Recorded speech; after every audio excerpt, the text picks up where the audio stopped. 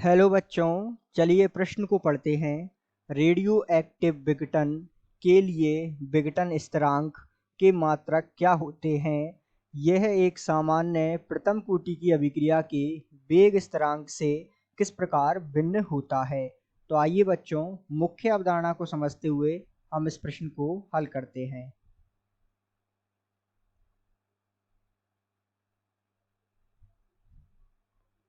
तो आइए सबसे पहले मुख्य अवधारणा के रूप में हम रेडियो एक्टिव विघटन में जो विघटन स्थिरांक है उसे समझते हैं और उसका मात्रक ज्ञात करते हैं। उसके पश्चात हम प्रश्न के अगले हिस्से में जो एक प्रथम कोटि की वेग स्थिरांक से किस प्रकार भिन्न है उस प्रक्रिया को समझेंगे। तो आइए विस्तार से बात करते हैं विघटन स्थिरांक की।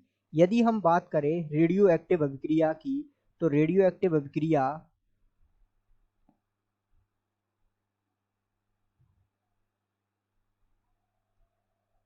n बराबर n नॉट ई की power minus lambda T.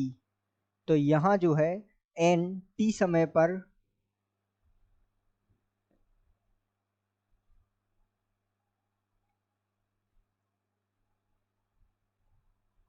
Radio active नाभिकों की संख्या है और n नॉट t बराबर 0 अर्थात प्रारंभिक रेडियो एक्टिव नाभिकों की संख्या है। यहाँ जो लैम्डा दिया हुआ है ये जो है विघटन स्थिरांक है।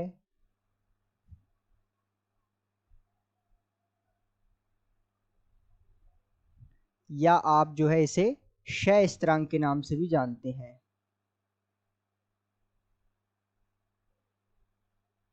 इसी प्रकार जो t आपको दिया हुआ है वो समय है।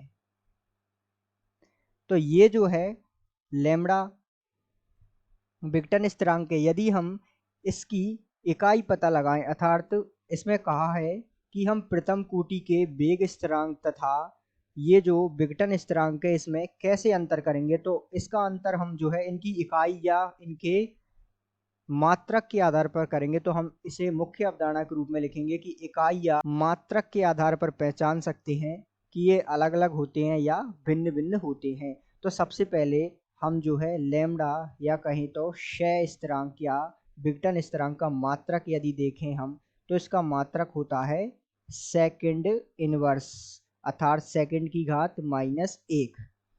तो ये जो है इसका मात्रक होता है।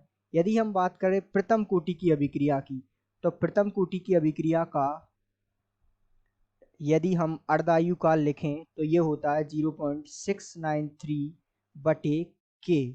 तो ये जो है प्रथम कोटि की अभिक्रिया का अर्धायुकाल है। प्रथम कोटि की अभिक्रिया का अर्धायुकाल का सूत्र है।